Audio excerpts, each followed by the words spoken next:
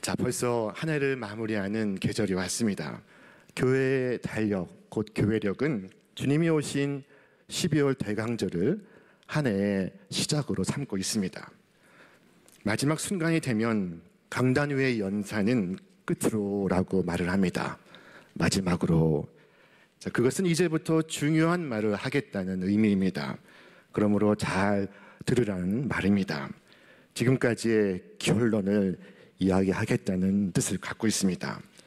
설교 시간에 졸더라도 결론은 잘 들을 수 있어야 합니다. 평소에 부모님의 말씀에 불순종했어도 부모님의 유언은 잘 들을 수 있어야 합니다. 오늘 사도 바울의 권면은 이렇게 시작됩니다. 끝으로 우리 함께 읽겠습니다. 형제들아, 무엇에든지 참되며 무엇에든지 경건하며 무엇에든지 오르며 무엇에든지 정결하며 무엇에든지 사랑받을 만하며 무엇에든지 칭찬받을 만하며 무슨 덕이 있든지 무슨 기림이 있든지 이것들을 생각하라. 특이한 것은 무엇에든지라는 말을 매번 반복하고 있다는 것입니다. 6가지를 이야기하면서 그 6번마다 이 말을 덧붙이고 있습니다. 그러므로 우리는 이 말의 의미를 이해할 수 있어야 합니다. 무엇이든지 도대체 무슨 뜻이 있을까요? 성경 히라보 원문은 호사라고 적었습니다. 영어로 번역하면 whenever, wherever라는 의미입니다. 언제든지 어디서나 어떤 형편에서든지 라는 의미를 갖습니다. 언제나 어디에서나 이 모습으로 살아가야 한다는 말씀입니다. 오늘의 말씀 우리에게 6가지의 모습을 소개하고 있습니다. 첫째로 무엇에든지 참되며, 자, 우리는 참되어야 합니다. 우리의 겉은 물론이거니와 속까지 참되어야 합니다. 거짓과 왜곡에 기울지 않도록 우리는 참된 것에 마음을 두고 참된 것을 실천하며 살아가야 합니다. 둘째, 무엇에든지 경건하며 라고 말씀합니다. 경건은 말씀과 실천이 삶 속에서 하나가 되는 것을 말합니다. 하나님 앞에서의 경건은 하나님의 말씀을 들을 뿐만 아니라 그 말씀을 실천하는 삶을 의미하는 것입니다. 자, 셋째로 무엇에든지 오르며 라고 말씀합니다. 우리는 무엇이 내게 더 유익한가, 이익이 되는가 하는 것보다 무엇이 더 옳은가를 생각하고 옳은 길을 갈 수 있어야 합니다.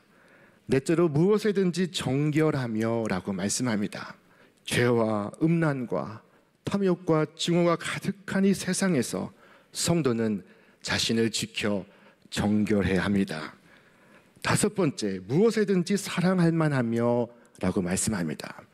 이 대목에서 특기할 것은 무엇이든 사랑하며 라고 말씀하지 아니하고 무엇에든지 사랑할 만하며 라고 말씀하고 있습니다. 자, 여기에 문제가 있습니다. 무엇이든 사랑하는 것이 아닙니다. 무엇에든지 나 자신이 사랑받을 만하여야 합니다.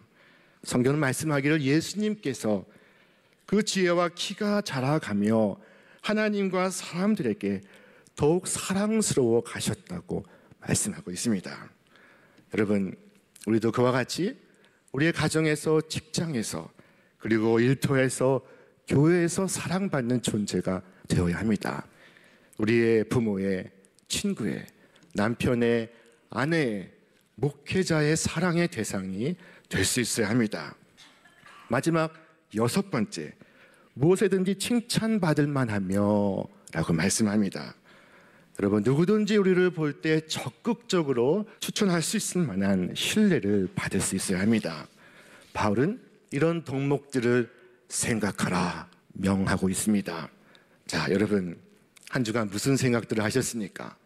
내가 생각하는 그것은 오늘의 나를 있는 그대로 반영하는 거울이 됩니다. 같은 단지여도 물을 담으면 물단지가 되고 꿀을 담으면 꿀단지가 되듯이 우리 속에 참된 것, 경건한 것, 옳은 것, 정결한 것, 사랑받을 만한 것, 칭찬할 만한 것을 담으면, 그것을 생각하고 그것을 마음에 품으면 그는 행복한 사람입니다.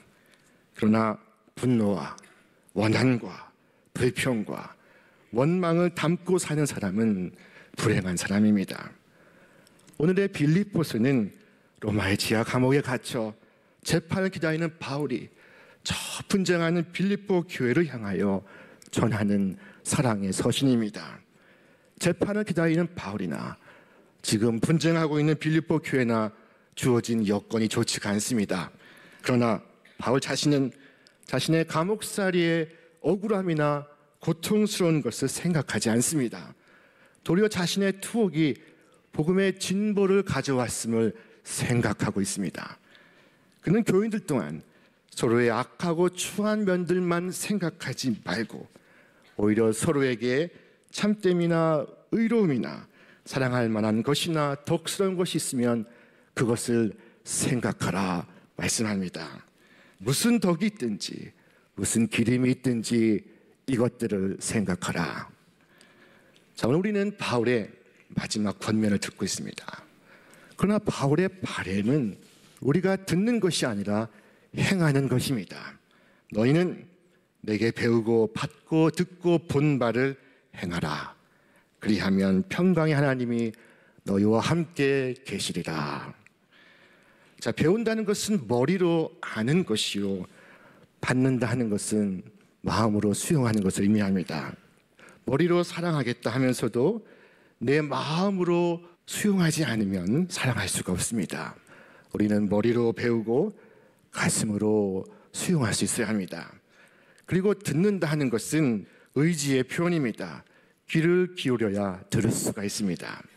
그리고 마지막으로 본다는 것은 체험을 말씀하는 것입니다. 자, 배우는 것이 이성을 통한 알미라면 받는 것은 감성을 통한 알미요, 듣는 것은 의지를 통한 알미요, 보는 것은 체험을 통한 알미입니다. 우리는 배우기는 많이 배우는데 행함이 없습니다. 그래서 걱정거리가 많고 머리가 복잡합니다. 어떤 분이 몇 년간 성경 공부를 잘 마쳤습니다. 그리고 찾아와서 하는 말이, 목사님 또 뭐 없나요? 더 배워야겠는데 또 무슨 과정이 없습니까? 라고 말을 하는 것입니다. 여러분, 우리는 이미 초대교회 교인들보다 훨씬 더 많은 것을 알고 있습니다. 이제는 행해야 합니다. 우리가 아무리 많이 배워도 실제로 아는 것은 행한 만큼뿐입니다. 행한 만큼 우리는 배웁니다. 하나님 말씀에 그것이 맞습니다 라고 말하면 끝나는 것이 아닙니다. 내 삶 속에 그것을 적용하고 실천해 가야 하는 것입니다. 그리하면 평강의 하나님이 너희와 함께 계시리라. 얼마나 오묘하고 귀한 말씀입니까? 오늘 많은 사람들의 알면 훌륭하지만 삶은 참담합니다. 죄가 사람에게 들어와 어떤 일을 일으킵니까? 마음과 행실을 분리시켜 놓습니다. 실제로 우리의 동기는 선하다고 하는데 우리의 행실은 악하게 하고 있습니다. 반면에 은혜가 우리에게 들어오면 어떤 일이 일어납니까? 하나로 통합되는 일이 일어납니다. 우리의 생각과 삶이, 우리의 암과 실천이 하나가 되게 하는 것입니다. 여러분, 사랑하라고 배웠다면 사랑을 실천해야 합니다. 그래야 사랑의 뜻이 무엇인지 이해할 수가 있습니다. 한 율법 선생님이 하루는 예수님께 질문했습니다. 선생님, 내가 무엇하여야 영생을 얻으리까? 예수님은 말씀하셨습니다. 율법에 무엇이라고 기록되었으며 너는 그것을 어떻게 읽고 있느냐? 이 율법학자는 마치 자동 응답기처럼 답했습니다. 내 마음을 다하고 내 목숨을 다하고 내 뜻을 다하고 내 힘을 다하여 주 너희 하나님을 사랑하라. 그리고 내 이웃을 내 몸과 같이 사랑하라 하셨습니다. 율법학자의 답은 완벽했습니다. 그는 잘 알고 있습니다. 주님은 그에게 이와 같이 말씀하십니다. 내 대답이 옳도다. 이를 행하라. 그러면 살리라. 이 율법사는 내가 무엇을 해야 영생을 얻으리까? 라고 물었지만 그런 답을 이미 다 알고 있습니다. 그는 말씀에 대한 지식을 가지고 있습니다. 다만 말씀을 삶으로 살아가지 않고 있을 뿐입니다. 예수님의 명령은 이 율법학자의 문제가 무엇인지를 보여주고 있었습니다. 그런데 이 율법학자는 자신의 참상을 인정하지 않습니다. 그는 이 실천의 문제를 다시 이론의 문제로 환원시킵니다. 그래서 묻습니다. 그러면 내 이웃은 누구입니까? 이때 예수님이 들려주신 이야기가 선한 사마리아 사람의 비유입니다. 이 선한 사마리아 사람의 이야기는 이제 온 세상이 알고 있습니다. 우리 대한민국에도 선한 사마리아 법이 제정이 되었습니다. 이 선한 사마리아 사람은 자신이 마주친 누군가의 불행을 차마 외면할 수 없었던 사람이었습니다. 그래서 강도 만난 자의 앞에 섰고 그를 위해 허리를 굽혔고 그의 상처를 싸매어 주었고 그의 나귀에 태워서 주막에 데리고 가 그를 돌보아 주었습니다. 그리고 이튿날 주막 주인에게 큰 돈을 내어주면서 이 사람을 돌보아 주라.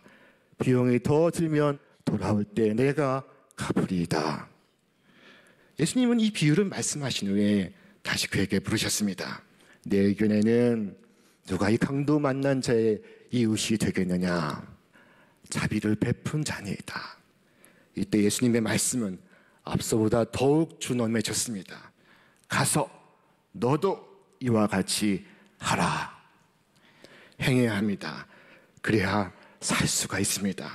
영생을 위해, 구원을 위해 바른 지식뿐 아니라 바른 행위를 가져야 영생이 있느니라 말씀을 하셨습니다. 원수를 사랑하라고 배웠으면 내 마음에 비록 사랑하고 싶지 않더라도 배운 대로 행해야 합니다.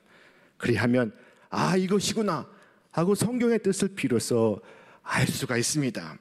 배운 대로 실천하고 실천한 다음 성경을 읽어야 비로소 성경의 진정한 의미를 해독할 수가 있습니다. 밤낮 배우기만 하면 생각은 많아지고 평강은 없습니다. 머리는 복잡해지고 아무것도 되는 것이 없습니다. 성경은 분명히 말씀하셨습니다. 너희는 내게 배우고 받고 듣고 본 바를 행하라. 그리하면 평강의 하나님이 너희와 함께 계시리라. 누군가 무디에게 물었습니다. 성경을 읽다가 이해되지 않는 부분이 있으면 어떻게 하면 좋겠습니까? 보통 사람 같았으면 기도하십시오 라고 말했을 것입니다. 그러나 이 무디는 그렇게 말하지 않았습니다.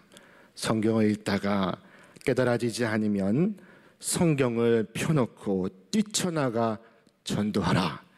성경책을 놔두고 나가서 전도하고 지나가는 수레라도 밀어주어라.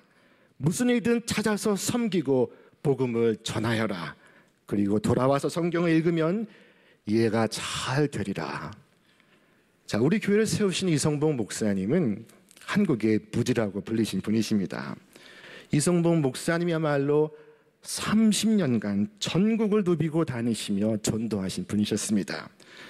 아마 성경 중에 가장 어려운 부분은 요한계시록에 예수님의 재림하시는 장면일 것입니다. 그런데 이성봉 목사님은 가장 어려운 예수님의 재림을 신학교의 어떤 교수들보다 더 쉽게 더 분명히 설명을 하셨습니다. 심지어 재림에 대한 쉽고 재밌고 감동적인 노래까지 지어서 부르게 하셨습니다. 여러분, 오늘 우리에게 성경이 어려운 이유는 행하지 않고 읽기만 하기 때문입니다. 행하지 않고 읽기 때문에 이해가 안 됩니다. 배운 것은 실천해야 합니다. 산부인과 의사를 하고 계시는 어떤 교인이 있었습니다. 산모 중에는 자연분만을 하지 못해서 의학의 도움을 받아 아이를 낳는 경우가 있습니다. 어느 날 수술을 받아야 하는 산모에게 마취를 하기 위해 그분은 심호흡을 하라고 말했습니다.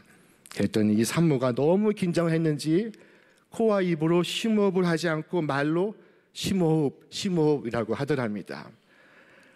그분은 긴장하여 말로 심호흡 외치는 산모를 보면서 예수를 믿는다고 하는 오늘 우리들의 모습을 보는 것과 같았다고 고백했습니다.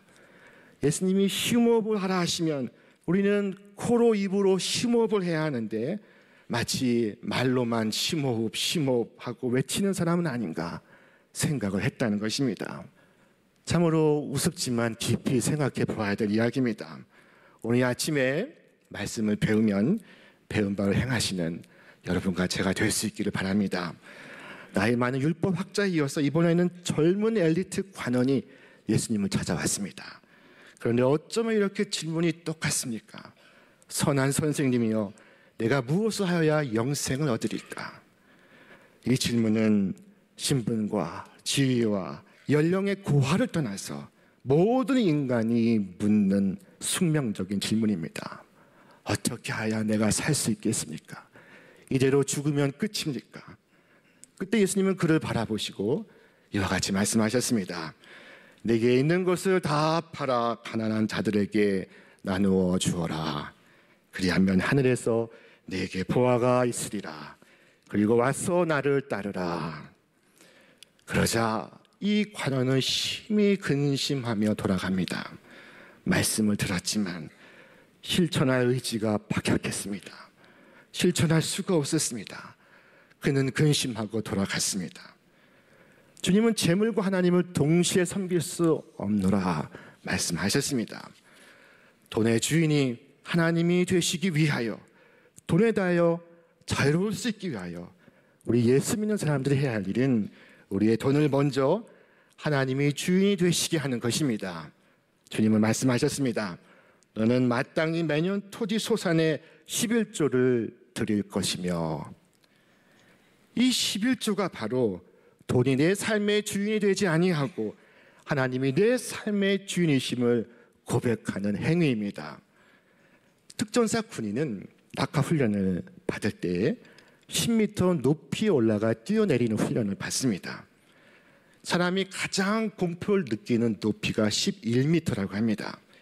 그래서 1m가 넘는 사람이 10m의 높이에서 아래를 바라보고 뛰어내리는 것입니다.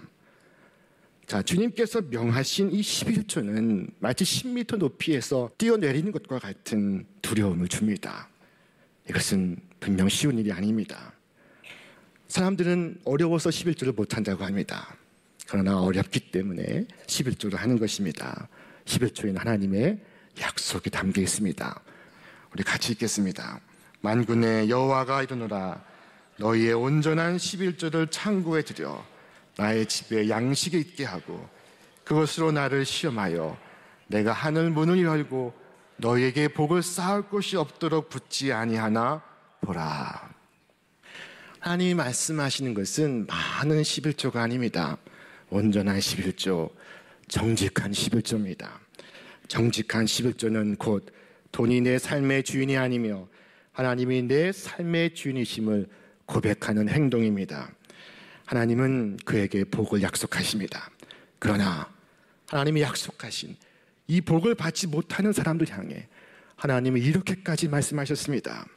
우리 같이 읽겠습니다. 사람이 어찌 하나님의 것을 도적질하겠느냐?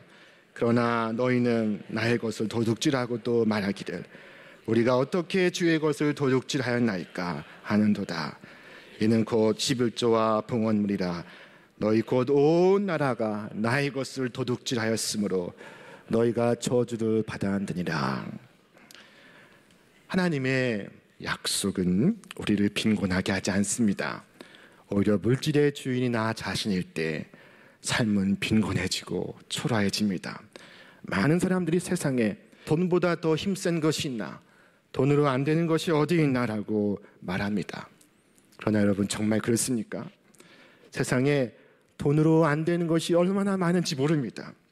세상에 돈으로 안 되는 것이 있다면 재벌은 왜 자살을 하겠습니까? 돈으로 자식을 훌륭하게 키울 수 있습니까? 돈으로 우리 가정이 건강할 수가 있습니까? 여러분, 돈의 권세로는 절대로 우리가 잘 살 수가 없습니다. 우리를 정말로 부유케 하고 잘 살게 하는 것은 하나님의 권세인 것을 믿으시기를 바랍니다. 입으로 주여 주여 하는 것이 아니라 내 삶 속에서 내 물질의 주인이 하나님이심을 고백할 때 하나님은 그를 더욱 높여주시고 그를 더욱 풍성하게 하실 것입니다. 하나님을 여러분의 삶과 가정의 주인으로 모시기를 바랍니다. 그리하여 돈의 권세로 이 세상을 살지 아니하고 천지를 창조하신 하나님의 권세로 이 세상을 살아가시기를 주님의 이름으로 축원합니다. 우리는 배운 바를 행해야 합니다. 성도는 그리스도의 말씀을 실천하며 따라가는 사람입니다. 주님은 행복의 길, 영생의 길, 구원의 길입니다. 우리는 그 길을 걸어가야만 합니다. 길을 찬양하면서도, 길을 칭송하면서도 만약 그 길을 걷지 않는다면 그는 주를 믿는 것이 아닙니다. 성경은 말씀하기를 행함이 없는 믿음은 죽은 믿음이라 하셨고, 예수님도 입으로 주여 주여 하는 자마다 다 하나님 나라에 들어가는 것이 아니라고 말씀하셨습니다. 여러분, 애국가를 열심히 부른다고 해서 애국자가 되는 것이 아니요, 사랑 노래를 아무리 많이 부른다고 사랑의 주인공이 되는 것이 아닙니다. 소리는 소리이고 노래는 노래일 뿐입니다. 그것은 진실도 아니요 사실도 아닙니다. 의를 외친 듯 하나님의 의를 살아가지 못하면 진실이 아닙니다. 배우고 받고 듣고 본바를 행할 때 평강의 하나님께서 우리와 함께 계실 것입니다. 얼마나 귀한 말씀입니까? 행한 만큼 평강을 얻습니다. 행하지 못한 부분은 번민으로 남습니다. 교회 달력은 12월을 새해의 첫 달로 삼습니다. 아직 11절을 못하신 분이 계시다면, 언젠가는 11절을 해야겠다고 마음 먹으시는 분이 계시다면 금년 12월부터 시작하시기를 바랍니다. 성경은 천지가 하나님이 말씀하시니 그대로 되었다고 말씀합니다. 빛이 있으라 하시니 그대로 빛이 있었고, 땅은 풀과 채소와 나무를 내라 하시니 그대로 되었고, 땅의 짐승과 하늘의 새와 땅의 벌레들은 푸른 풀을 먹을거리로 주노라 하시니 그대로 되었다고 말씀합니다. 우리가 참으로 하나님으로 경외하는 것은 우리의 삶이 하나님의 말씀대로 되는 것입니다. 2019년 우리 모두가 말씀을 실천하는 한 해 삼으시기를 바랍니다. 그리하여 평강의 하나님이 여러분의 영혼과 여러분의 가정을 지켜주시기를 주님의 이름으로 축원합니다.